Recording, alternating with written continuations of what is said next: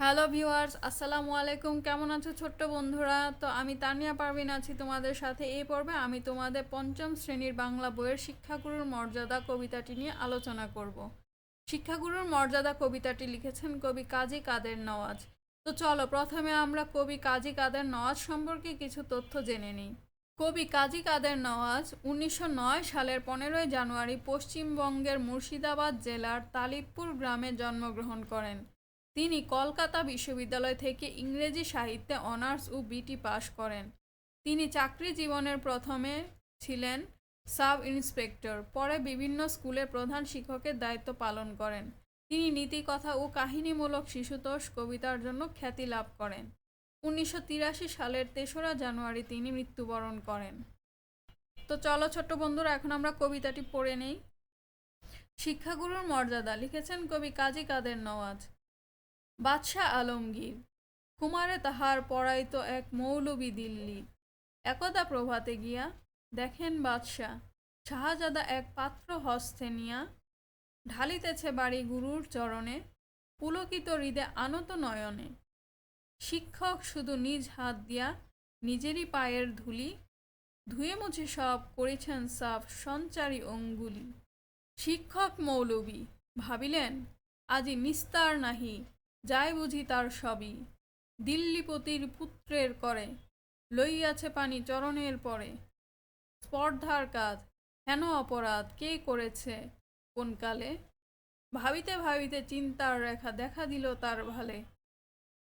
হঠাৎ কি ভাবি উঠি কহিলেন আমি ভয় করি না কো, যাই যাবে শির টুটি। শিক্ষক আমি শ্রেষ্ঠ সবার, দিল্লির প্রতি সে তো কোনো ছাড়। ভয় করি না কো ধারি না কো ধার, মনে আছে মোর বল। বাদশাহ সুদালে শাস্ত্রের কথা শোনাবো অনর্গল। যায় যাবে প্রাণ তাহে, প্রাণের চেয়েও মান বড়, আমি শুধাবো শাহানশাহে। তার পরদিন প্রাতে বাদশার দূত শিক্ষকে ডেকে নিয়ে গেল কেল্লাতে। হাঁস কামড়াতে যবে শিক্ষকে ডাকি বাদশা কহেন, শুনুন জনাব তবে। পুত্র আমার আপনার কাছে সৌজন্য কি কিছু শিখিয়াছে? বরং শিখেছে বেয়াদবি আর গুরুজনে অবহেলা। নহিলে সেদিন দেখিলাম যাহা স্বয়ং সকালবেলা। শিক্ষকে কন যাহাপনা আমি বুঝিতে পারিনি হায়, কি কথা বলিতে আজিকে আমায় ডেকেছেন নিরালায়। বাদশা কহেন সেদিন প্রভাতে দেখিলাম আমি দাঁড়ায় তফাতে। নিজ হাতে যবে চরণ আপনি করেন প্রক্ষালন, পুত্র আমার জল ঢালি শুধু বিজাইছে উচরণ। নিজ হাতখানি আপনার পায়ে বুলাইয়া সযতনে, ধুয়ে দিল না কেন সে চরণ বড় ব্যথা পাই মনে। উচ্ছ্বাস ভরি শিক্ষকে আজি দাঁড়ায় সগৌরবে, কুর্নিশ করি বাদশাহে তবে কহেন উচ্চস্বরে। আজ হতে চির উন্নত হলো শিক্ষাগুরুর শির, সত্যিই তুমি মহান উদার বাদশাহ আলমগীর। অনুশীলনীর 1 নম্বরে আছে কবিতার মূল ভাব জেনে নিই। শিক্ষাগুরুর মর্যাদা। কবিতায় শিক্ষকের মর্যাদার কথা বর্ণনা করা হয়েছে। কবিতায় শিক্ষক একজন সাধারণ মানুষ হওয়া সত্ত্বেও বাদশাহ আলমগীরের ছেলের দ্বারা পায়ে পানি ঢেলে নিয়েছিলেন, কিন্তু বাদশাহ আলমগীর এতে সন্তুষ্ট ছিলেন না। বাদশাহ আলমগীর প্রত্যাশা করেছিলেন তার সন্তান পানি ঢেলে নিজ হাতে শিক্ষকের পা ধুয়ে দেবেন, তবেই না তার সন্তান নৈতিকতা, মূল্যবোধ ও দেশপ্রেম নিয়ে দেশের একজন আদর্শ মানুষ হিসেবে গড়ে উঠবে। বাদশাহ আলমগীর উপলব্ধি করেছিলেন যে ছাত্র তার শিক্ষককে যথাযথ মর্যাদা দিতে জানে না, শিক্ষকের সেবা করতে জানে না, সে কখনো পরিবার, সমাজ ও দেশের উপযোগী মানুষ হিসেবে গড়ে উঠতে পারে না। শিক্ষাগুরুর মর্যাদা কবিতার মাধ্যমে আমরা উপলব্ধি করতে পারি শিক্ষা হলো একটি জাতির মেরুদণ্ড, আর শিক্ষক হলেন কাণ্ডারি। তিল তিল করে নীরবে নিভৃতে শিক্ষক তার আদর্শ দ্বারা জাতীয় আকাঙ্ক্ষার উপযোগী ভবিষ্যৎ প্রজন্ম গড়ে তোলেন। সমাজ ও দেশের জন্য শিক্ষকের অবদান অপরিসীম, তাই সমাজে শিক্ষকের মর্যাদা সবার উপরে। 2 নম্বরে আছে শব্দগুলো পাঠ থেকে খুঁজে বের করি, অর্থ বলি। তো এখানে কতগুলো শব্দ দেওয়া আছে, এই শব্দগুলোর অর্থ এখন আমরা দেখে নিব। প্রথমে আছে কুমার।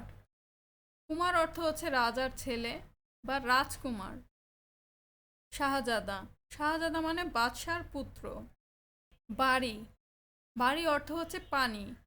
চরণ, চরণ অর্থ হচ্ছে পা। শির, শির অর্থ হচ্ছে মাথা।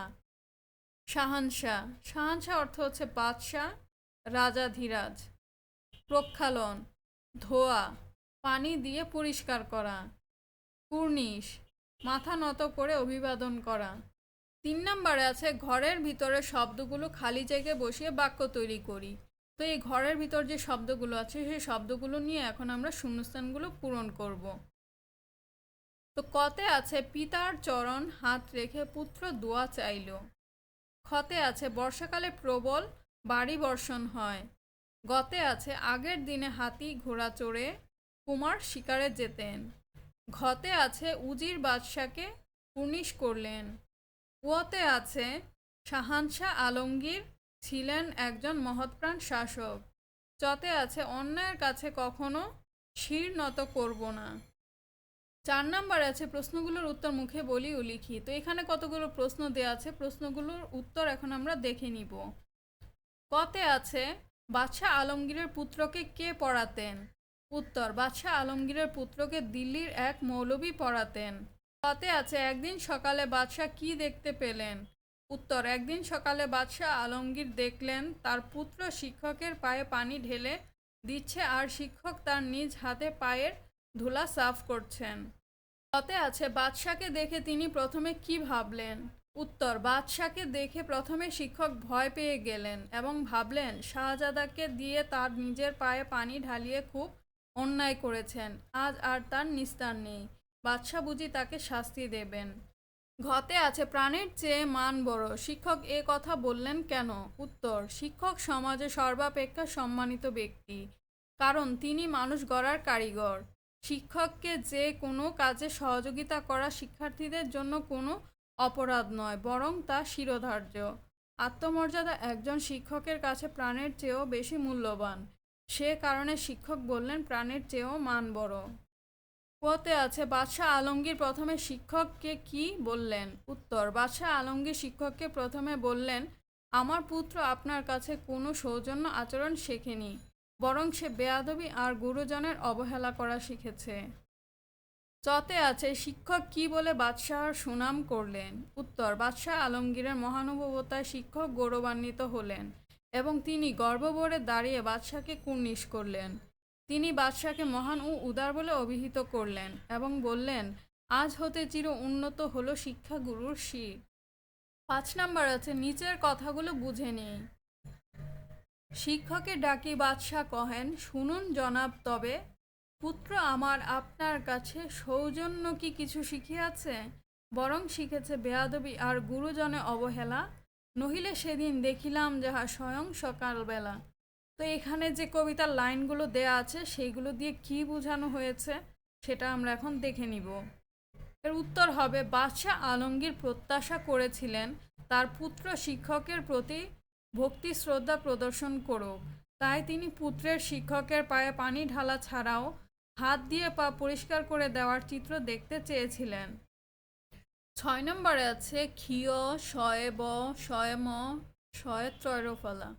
প্রত্যেকটি যুক্তবর্ণ ব্যবহার করে 3টি করে শব্দ লিখি। যেমন একটা দেওয়া আছে ক্ষীয়, ক যোগ মূর্ধন্য ষ, ক্ষয় শিক্ষা সক্ষম।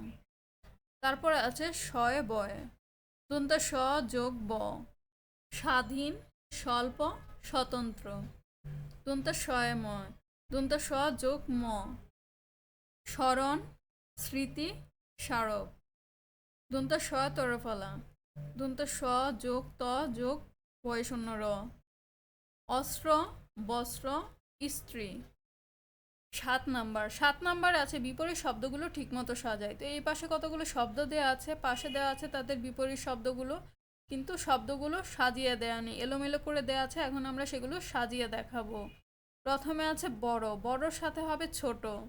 মান, মানের সাথে হবে অপমান। যশ, যশের সাথে হবে অপযশ। বিষাদ, বিষাদের সাথে হবে হর্ষ। উন্নত, উন্নতর সাথে হবে অবনত। সকাল, সকালের সাথে হবে বিকাল।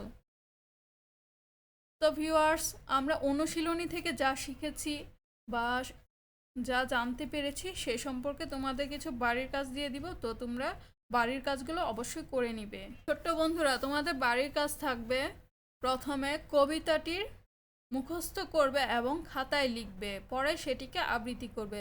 তো তোমরা প্রথমে কবিতাটিকে খুব ভালো করে মুখস্থ করে ফেলবে এবং সেটিকে খাতায় লিখবে, আর তখনই দেখবে তুমি কবিতাটিকে ভালোভাবে আবৃত্তিও করতে পারবে। 2 নম্বরে থাকবে অনুশীলনীর প্রশ্নের উত্তরগুলো শিখে লিখবে। তো অনুশীলনীর যে প্রশ্নগুলোর উত্তর আছে সেগুলো তোমরা ভালোভাবে শিখে ফেলবে এবং সেগুলোকে খাতায় লিখবে। তো আজকের ভিডিওটি এখানেই শেষ করছি। পরবর্তী ভিডিওতে নতুন কোনো বিষয় নিয়ে তোমাদের সামনে আবার চলে আসব। সে পর্যন্ত সবাই ভালো থেকো, সুস্থ থেকো, সুন্দর থেকো। আর আমার ভিডিওগুলো ভালো লাগলে অবশ্যই আমাকে সাবস্ক্রাইব করে দিও ছোট্ট বন্ধুরা।